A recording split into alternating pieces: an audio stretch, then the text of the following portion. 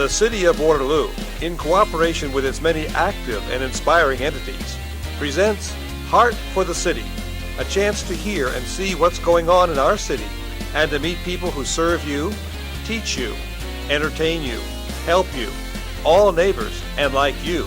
Make this a city on the move. And now, here's our host, the Honorable Quentin Hart. Hello everyone, and thank you for joining us on Heart for the City. I'm Quentin Hart, proud mayor of Waterloo, and we have a terrific show lined up for you, and I believe it will be very evident that Waterloo is an impressive and active place to be. Let's begin. Did you know that Waterloo is a major tourism destination recognized by many of its award-winning venues and people? To briefly mention a few, the Outstanding Lodging Establishment Award was presented to the Lost Island Water Park KOA, and nominations highlighted the campgrounds having received the Founders Active Award in 2 consecutive years. John Deere Tractor and Engine Museum was honored in the Outstanding Event Attraction category. The museum welcomed over 35,000 people in 2017, with visitors coming from all 50 states and 37 foreign countries, and it has free admission. Wendy Wilson, Customer Service Manager at the Waterloo Regional Airport, received an award for the best customer service. Wendy has been recognized by many who fly Waterloo as a travel hero for saving them time, rebooking flights, and joyfully welcoming passengers with a friendly greeting. The Cedar Valley's People Choice Award was presented to the Cedar Valley Sportsplex, and the Sportsplex welcomed many youth sports tournaments and hosts the Primetime Basketball League and the Cedar Valley Court Kings. These special events, in addition to serving its members and the community, were highlights of the nomination. Blackhawk County Gaming was honored for their contributions to tourism-related projects in Waterloo, including the Grout Museum District, Cedar Valley Sportsplex, and Burns Park. And this just scratches the surface. We have many great things coming up in the city, but let me explain in a roundabout way Wait that... a second. Did you say roundabout, Mayor Hart? How are you, Mayor Brown? Welcome. Welcome. Great to see you as well. It's a pleasure. Why don't you stay and join us for a little while? It'd be fantastic. Discover your past, present, and future at the Grout Museum District. Explore and play at the Bluedorn Science Imaginarium. This interactive science center provides fun, hands-on exhibits and live science demonstrations. Visitors can explore more than 90 different exhibits and marvel at the aquariums and enclosures that are home to a variety of amphibians, fish, reptiles, snakes, and arachnids. Enjoy both permanent and temporary exhibits at the Grout Museum of History and Science. Take in a planetarium show and learn all about the history of the Cedar Valley. Marvel at the Victorian elegance of the Snowden House and the Rensselaer Russell House Museum. Visit the Sullivan Brothers Iowa Veterans Museum and take in its traditional and interactive displays. Veteran stories are told throughout the museum's mini theaters, interactive maps, dog tag stations, and more. Visit gmdistrict.org for details, hours, and rates. What an honor and what a treat to have you here today, Mayor Brown. How's things going? It really is a pleasure. It's going well, thank you. Well, just was re-elected. I think you've been in office for 383 days, but neither one of us are counting. But how does that feel, though, being re-elected and starting afresh again? Sure, no, it's very humbling. You know, you are out there when you have a campaign. You're out there for a number of months to get your message out. So when it comes to a final vote and a final tally and you win, it is humbling, but then it's also time to get to work, much like I think you've sort of conveyed. Time to roll those sleeves up. Or one of the things, but before we even go into what's happening on University Avenue, some of the other great things taking place in Cedar Falls, tell us a little bit about your fantastic family. Appreciate that. Married to Corrine for 24 years. She's a teacher in the Cedar Falls School District, and we have 2 daughters. One's a senior at Cedar Falls and one's in 9th grade. So we're saving our nickels and our pennies for college next year for one of our oldest. Wow. It's a lot of fun. Time flew by, huh? It did indeed, that's right. And we are probably the only mayors in the entire country that have a special wives that That's right. have done what? You want to tell folks about that? Well, we've conveyed a number of times in public, and I don't mind bragging about it, but both of our wives are Gold Star teachers Right. within the Cedar Valley. And we can tell they're smart already in education, but also from marrying. You can say that. I may not be able to. But you came in to office, and University Avenue was a hot topic. You know, folks didn't know what direction it was going to take. But can you give us a little advice on our moving forward with the University Avenue project, and then also tell us, because roundabouts was a conversation that was being held. Tell us how people feel about that now overall. Sure. Well, it was quite a long process, and to get to the point of council deciding on the design, and there was a lot of public input. There was a lot of research. I know some of the council actually went to different communities around the Midwest to see how that design works for other communities. So they didn't come to that decision lightly. The final decision was 6-1 within our council. Ironically, I believe it was my very first meeting when everything came to culmination and the final vote was done. So from that point forward, I just, for myself, I wanted to get the word out about what was coming for the construction, what was coming for the design. Right. And I would say that, to your last question, if before or during the construction it might have been 6 or 7 out of 10 would be, optimistic about it. Now with that design and with the completion to the point we are now, it's probably 9 out of 10 are satisfied and happy with what's happening out there. Right. So, and I noticed walking into Cedar Falls City Hall, there were educational pieces about how to use the roundabout, and you probably had shows on your show Yes. about it. So you have taken the approach to educate the community about what's happening, how to utilize it. So that's impressive to me. So great community partnerships and conversation. Well, thank you. Appreciate that. And you also have a background with regards to software, right, and being in business. So how has that transitioned into the current role as mayor? Has that background helped, or how does that? Sure. Well, we started a software company back in '08, and we were 0 clients, and I was in charge of business development. A partner of mine out of state was in charge for all the technical. So really it was a matter of planning, having a vision, and moving forward with that vision with the mindset that there also be some flexibility towards our sales and towards how our business would go. But then throughout the entire years, until we got bought out by a larger competitor and worked for them for a few years, it really taught me more about being in front of things, communicating with folks, and letting them know that you're available, because many people had questions in my world towards software sales. Again, planning with the vision with some flexibility, and then just talking to people and letting them know what's going on. And when you talk about vision and you talk about the greater Cedar Valley area, can you tell us how does your vision for Cedar Falls kind of fit within the realm of the Cedar Valley? Sure. Well, we're all neighbors, and some work one spot and live in the other, and vice versa. So it makes no sense to be opposed to each other, so to speak. We each have our own unique strengths and areas to work on. My vision as it relates to economic development with my background and what I've run on is indeed to move forward with the traditional manufacturing we have, the smart manufacturing as it's called, and then utilize our broadband in Cedar Falls to hopefully move more towards an IT focus and sort of diversify our economy within Cedar Falls. The bigger picture there, I think, is that there's also some matching things going on in Waterloo, and that's very exciting as well. As you and I both go and talk to different individuals, different groups, it just makes sense to collaborate the best we can, the most we can, because it helps everybody. And when you take a look at our region, the Cedar Valley region, we're not just in competition with Waterloo Cedar Falls, we're in competitions with other communities, other partnerships throughout the state and the Midwest for trying to attract younger people to our communities, trying to attract businesses and jobs. So the more we realize, the both of us, that we're here together, we have a great opportunity together to transform the Cedar Valley for the long-term future. I think that was something we both kind of resonated within the beginning. And we did a program last night speaking to, I think it was the Rotary group, correct, if I'm not Cedar mistaken. Falls.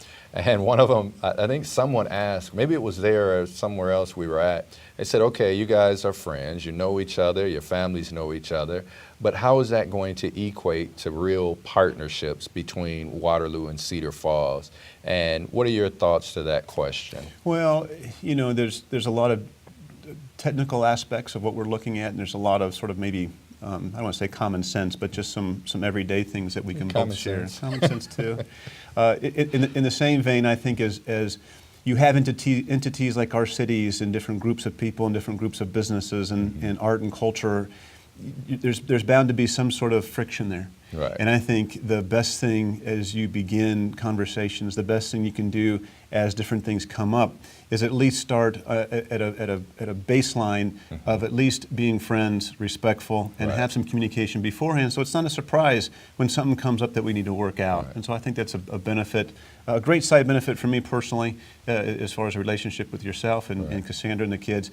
And I think that'll pay dividends again for the Cedar Valley as a whole in the future. So it's leading by example and then moving towards some of those conversations. And we have been blessed to be part of a shared services task force where we can ask some of those questions. We can take a look at wastewater. We can take a look at human resources. We can take a look at a myriad of different areas where we may be able to pool resources together to help out all of our citizens within the community.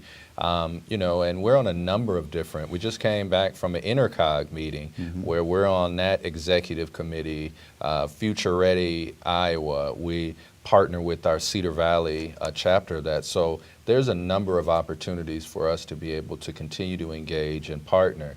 On the social side, though, because we got to ask a question, what do you think about the golf courses in the Cedar Valley?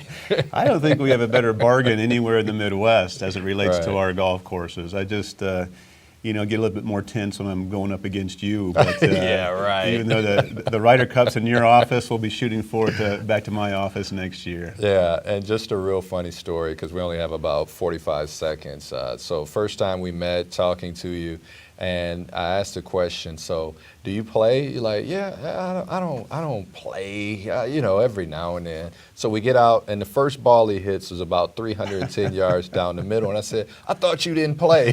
He said, well, I just don't play as much as I used to. Just don't tell him what my score was. I might be able to drive it nice, but it takes a while to get in the hole. But I wish we had more time, and thank you so much, Mayor Brown, for taking time to visit. Our cities have so much in common, and we are finding more and more constructive ways to collaborate for the benefit of our combined citizenry. Here's wishing you a successful upcoming term as mayor, and thanks for facilitating some extraordinary ideas on how our cities can work together. So we look forward to your return visit. In the meantime, I hope you will stay with us for a while because great things are happening here at Cedar Falls as well. Moving on, Waterloo is not only a leader in tourism, it is certainly a great place to visit, but Waterloo is a leader in many other important areas. Most important area is education, both primary and secondary. And the Waterloo school community is committed to a system of education and support, allowing every student the potential to graduate prepared for college or a career, along with practical and active citizenship awareness. And more on one of the key and most important elements is local education after this. There's a place that lies directly between where you've been and where you're going. It's the place in the middle, the place where your past and future connect. Hawkeye Community College is that place, connecting you to great faculty, engaged students, and four-year destinations like the University of Northern Iowa. Every masterpiece starts with a blank canvas, and every success story begins with an empty page. Start writing your story today. Hawkeye Community College. Connect. George Washington Carver Academy is a fitting name for the state's first STEM middle school. Science, technology, engineering, and math receive special attention in course offerings. The attached Dick Young greenhouse also serves as a learning lab for students and is a community use facility and base for master gardeners. In July of last year, Stephanie Mohorne assumed the position of the Academy's principal. She is the first recipient of UNI Educational Leadership Legacy Award, the Iowa Trio Achiever Award, and once named by the Courier as one of the 20 Under 40 award winners. Welcome, Stephanie, to Heart of the City. Thank you. Well, I did say Stephanie, but can we call you Dr. Mohorne? Not yet. I still have about 3 months left, and 3 months. then I will be Dr. Mohorne. All right. Well, thank you so much. A lot of accolades, well deserved. Can you tell us a little bit about your experience in middle school and in education in general? Absolutely. This is my 18th year in education, my 16th year here in Waterloo. I've been a teacher at East High in high school. I've been a lead teacher. I've been assistant principal. I've been the director of middle schools, and actually, in addition to the director of middle schools, I am the Carver principal. So I'm actually serving in 2 roles starting this year. So you started when you were 10? Yeah, absolutely. Absolutely. All right. How was the name George Washington Carver selected for the school? I was actually lucky enough to be a part of that because at the time, my oldest son was a student at what was then Logan. Okay. And parents were solicited, community members to come in and come up with potential names for the new building as it was being built. And one of the names that was given was George Washington Carver Academy. And parents and community members were able to vote on that, and it was, in the end, accepted as the name of the new building. And we know George Washington Carver has significant contributions to science and agriculture, but Carver was recognized as the state's first STEM school. For those that are listening, what is STEM? What is a STEM school? A STEM school has a high focus on the science, technology, engineering, and math. So all of our students participate in courses that directly have to do with that. So we have courses such as forensic. We have courses such as botany. We have a statistics and athletics course that has to do with math. And so every student has the opportunity to engage in lots of different courses that are focused for science, technology, engineering, and math. And I am fortunate enough because you are my son's principal as well. So we get to hear a lot of stories about the school day there also. But along with the STEM education, is there extra emphasis placed on basic reading and writing within the school? Absolutely. The STEM concept does not replace what we're doing with reading and writing. We are concentrating on that more than ever. All of our reading and math classes are in blocks, so students have about 84 minutes for both of those. And the STEM classes that they participate in are also during the day and after school. So it doesn't replace the reading and math, it just enhances that in the work that they do. And per Dr. Lindeman, you have been asked to enhance the improvement efforts that have begun at Carver, and that's a small statement, but a very big task. So what does that entail? I was chosen and asked to lead Carver because of the success from Lincoln Elementary. You may or may not know, I was at Lincoln for 4 years, and in the 4 years that I was there, we raised our reading scores on Iowa assessments by 21, almost 22%, and our math scores by 33%. And that was just a show of the collaboration between the teachers, the staff, myself, our community, our parents. It was just amazing. And so we're looking to replicate that at Carver. And when we talk about education, or they say it takes a village to raise a child, but it takes a village to educate a student. So you're working with staff, you're doing all the things you can do internally, but tell the folks out there, what does it take to have for the community to get behind your efforts? Like, what are some best practices, or what is your expectation, or what is an ideal situation with community involvement? My ideal situation may be different from others. What I ask a parent to do is just please send your child to school. If you don't have uniform clothes, we'll find uniform clothes for them. If they can't eat breakfast at home, they can eat breakfast. All of our students eat breakfast for free in our building, breakfast and lunch. So the only thing I really ask of a parent is please just send your child to school. We are struggling with attendance of our students, and that is we can't educate them if they're not there for us. Well, one of the things I always say, I'm not going to make it to a basketball game and not a parent-teacher conference. Right. You know? Absolutely. Absolutely. So I always try to think, as my role as mayor, you know, what is it that I can do to help support the efforts of our school district? So I'm glad I have a great relationship with Dr. Lindeman and some of the principals here, because we need to come behind you and enforce some of the same things that you're trying to instill with our young people. We have a greenhouse we mentioned a little bit earlier, the Dick Young greenhouse, but how is that used? It's used in a variety of ways, both by our community and by our students. We have classes that are held in there, like our botany class, but our students also go in there and help, and there is a plant sale once a month that's open to the community. Some master gardeners come in and work. They bring in groups from the community and come in and work. We have after-school clubs, a Green Thumb Club that goes in, and our master gardener that works in there from Iowa State Extension, she works with our students. Any teacher that wants to go in and use that greenhouse for their students is welcome to, and our master gardener, Sheila, who works there, is amazing and collaborates wonderfully with all of our staff. And if a student or a family wants to register a student at Carver, how do they go about doing that? And then a second question to that is, what is the student-to-teacher ratio as well? To register at Carver, you have to be within our boundary. All of 4 middle schools, just like our elementaries and high school, have certain boundary areas. So if you wonder what those boundaries are, you could call our central office. You could actually call our building. We could look that up for you. Or you can actually go on the Waterloo website, and they have a place where families that are new to town can put in your address and see where your home schools are.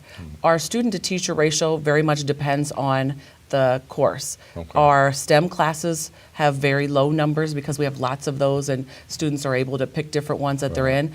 Some of our literacy and our math and our science classes may be a little higher, so it totally depends on the course. We have anywhere from 14 to maybe 30 students, just depending on the grade level and the course. All right. And I asked you a little while ago, but I'm really trying to hone in on what people can do to help those young people. You have partners in educations and different opportunities, but once again, what can we do to help?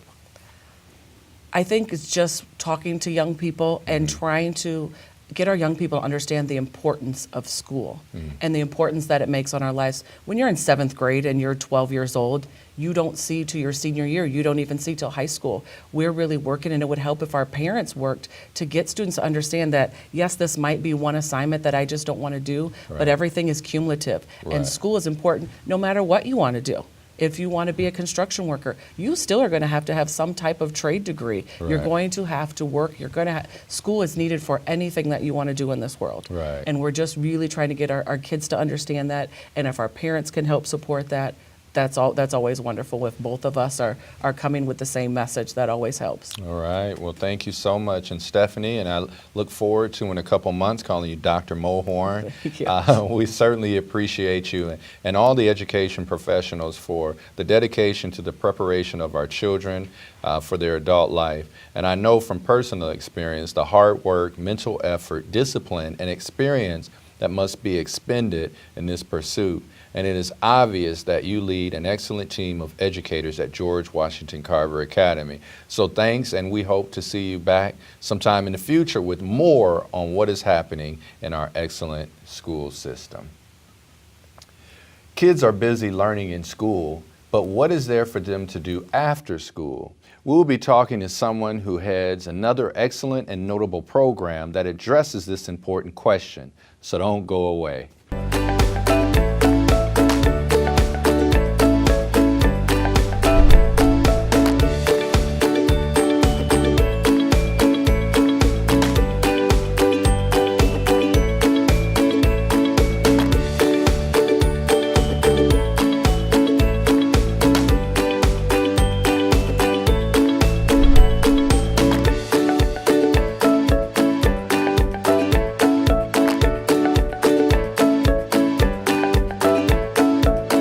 For over 50 years, the Boys and Girls Club of the Cedar Valley has a proud tradition of serving the critical needs of youth.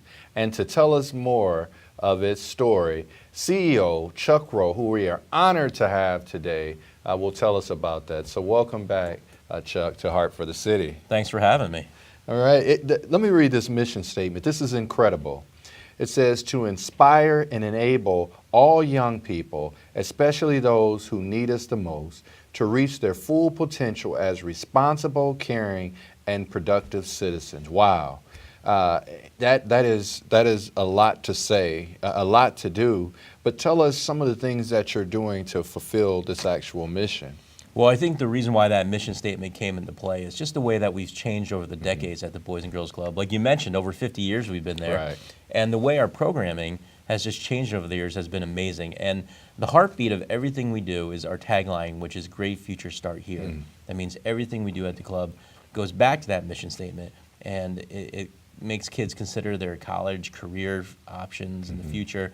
And so that we're not just a place where you're playing basketball or wrestling or shooting pool or anything like that, because we still do those things and it's a lot of fun, but we do a lot of other activities as well. So we do like summer camping and homework help and arts and crafts and music. And so the idea is that when we're inspiring and enabling all those young people, we're not just trying to keep them busy in the short term with all those activities. We're thinking long term, and we want those kids that are taking part in music programs to be a music teacher someday, or taking dance lessons, be a dancer someday, or you know, if they're playing basketball, be a coach or a teacher someday. So there's a lot of potential for these kids. And that's incredible. And you know, the Boys and Girls Club is a place for exploration too, because you know, I did play basketball some 40 years ago. Well, you know what? Several years ago, when I first started going to the club as a young person. And yes, there was basketball, there was foosball, and a number of other areas, but the ability to be able to socialize with other people, the ability to be able to do homework there is incredible. There wasn't a political science class back then, but I am the mayor now, and it was absolutely because of my experiences at the Boys and Girls Club that helped me become the person I am today. Well, and that's what happens is when we come across a lot of old timers, if you will, they'll say to me, you know, it's not just the activities that they remember, it's the experiences that they had with some sort of teacher or volunteer that taught them this little lesson in life that helped shape them to become the person that they are today. Right, yeah, and man, you're just bringing back memories. And I know we're not supposed to talk about my experience, but it's interesting seeing, you know, some of the UNI students.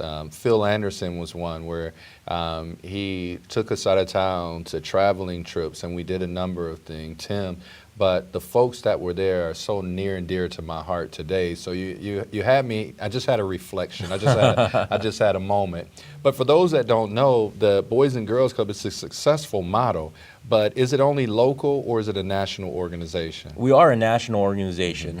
The way the club runs across the nation is that it's almost like we're a franchise. So we each run individually, but we have a national organization to help guide us. And can you tell us just a little bit about the current facilities and how many youth are served there? Well, we've been around since 1965. When we first started at the Boys and Girls Club, we were in an old house on Independence, and then we moved over to that building, which was an old church. And I think that church was built in the 50s. So that building has been there that long. We've been in there. And I would say probably around the 70s or so, we did some slight remodeling. And then in the 80s, there was a little bit of an addition. But altogether, it's about a 25,000 square foot usable space there. And we have, at that particular site, we have 4 locations altogether in the Cedar Valley, but at that particular site in Waterloo, we serve about 175 kids a day with about 600 on the register. Oh my gosh. So but you also have seen some changing demographics with the young people you serve. Can you tell us about that? Yeah, I would say in the past 5, 6, 7 years, the demographics have changed greatly as far as the age group of kids that come to the club. Probably about 8 years ago when I first got here, teenagers took up roughly 6% of our population. Now it's over 30%, Oh, pushing wow. 35% actually. Wow. And you mentioned a little bit earlier about not just playing sports, but doing educational things. Can you tell us about what you're doing in that capacity? Well, we have a really tight partnership with the Waterloo school system. That's really important to us, and it's a bragging right. I don't brag much about things in general, but I'll tell you the one thing we have a bragging right about is that on a state level and regionally, our Boys and Girls Club is everyone is very jealous about the partnership we have with our school system. Wow. We have even our admin offices are currently housed temporarily in one of the Waterloo school Wow. buildings because they're so kind enough to let us use it. But between some transportation and sharing resources and having some teachers helping our homework time after school, we're able to provide homework help. We're able to provide hands-on learning experiences with STEM programming and arts and crafts and music and all sorts of things to help those students that come to the club that have nowhere else to get help become successful students when they go back to school the next day, and that's how we partner. And it seems like it makes for a seamless transition, between the school system and then going to the club, that it's seamless together and partnering together. But you mentioned a demographic a couple minutes ago about the number of teens that you have at the club. Tell us about what your plans are. And for those that don't know, in the background there's a beautiful teen center, but tell us about that. Yeah, what's happened is that we have a teen center that you probably remember when you were a kid, when Miss Gloria was probably heading up the teens. I'm sorry, I forgot to mention Miss Gloria. Who's as still well. there today, Oh, wow. heading up some of our programs and working the front desk. And, that small space was able to fit maybe 20 teenagers all together. Anything after that, it gets a little hectic in there. And so when I told you the growth we've been having, the problem Right. is that we have so many kids now, we don't have enough room. In fact, the reason why we moved our admin offices somewhere else temporarily is because we turned our admin space into more space for teenagers. Oh, wow. Because now we're getting about 40, 50 teenagers there at a time, and we needed more space. And so what we're doing now is we're building a brand new teen center. And where is that going to be located It's at? going to be right across from East High. Oh my goodness, so Right on the perfect, 4th. perfect place. Walking distance. Tell us about that teen center. You have to be doing fundraising right now, I believe, to try to raise the dollars for it, but tell us what else you want us to know about the teen center. Well, I would think the one most important thing for me to mention that I'm really proud about is that it's not just called the Teen Center, it's the Teen and Educational Center. And that shows a lot on the kids' end, because we did a survey with 1,000 teenagers in Waterloo, and we found out from that survey, and I'm not going to say about the whole entire survey, but the point of it is that academics was more important to them than we ever thought it would be. So we made sure there was a place for them to do homework and get help with tutoring and SAT and ACT prep. And so yeah, it's going to be about a 10,000 square foot building right across from East High. Incredible. And so far, we started off our fundraising of a goal of $5.5 million. And that $5.5 million goes towards helping to make improvements on our Lime Street building that's been there since the 50s. Right. And then also for the Teen Center, and then creating an endowment to support that Teen Center for decades to come. And when is the hopes for it to be finished? Well, we're going to, assuming the weather cooperates with us, we're hoping for March or April to break ground, and it takes about a year to build after that. And how can people get in contact with you? Or if they want to volunteer, how can people contact you? Well, there's two ways to get a hold of us. Our website would be cedarvalleyclubs.org, but then we have a website specifically for the campaign, which is togethercedarvalley.com. And you can go to either of those and you can learn more about the campaign. We're always looking for people to still donate to the campaign. But as time goes on, we're going to need help with volunteers to help out with some of that brick and mortar stuff, painting rooms, things like that. All right. And we are going to ask you to come back sometime to do another update for us so that we can know. And so thanks again, Chuck, for your dedication to our youth. You have also acknowledged just how devoted your staff and volunteers are to serving their needs. This single-minded loyalty and integrity deserves our greatest thanks and gratitude. So thank you. Don't go away. We'll be right back. The Cedar Valley Sportsplex is your destination for fitness and recreation. You'll have access to over 50 classes per week in our state-of-the-art facility at no additional cost. Work out with like-minded individuals through our circuit training, aqua jam, and more. Customize your workouts on over 60 pieces of pre-core equipment. Our qualified personal trainers can help you achieve your fitness goals. Worried about the kids? Childcare offered 7 days a week. Well, that's our show. At the beginning of the show, I mentioned some of the outstanding venues that all of any age should visit, and more than once. A great reference for entertainment, shopping, eating, sporting activities, and other activities can be found on the Waterloo Tourism and Visitors Bureau award-winning website, travelwaterloo.com. It is not just for visitors, and remember to tell others that the Heart for the City episodes are available for viewing on the City of Waterloo homepage, cityofwaterlooiowa.com. Also, be sure to like us on Facebook. Our thanks again to Mayor Brown for taking time out of his busy schedule for this visit. It is always a pleasure to have you here, of course. And please join us next time. And thanks for watching Heart for the City. And until then, I think you will agree it is a great day to be in Waterloo. It's a great day to be in Cedar Falls. Well said.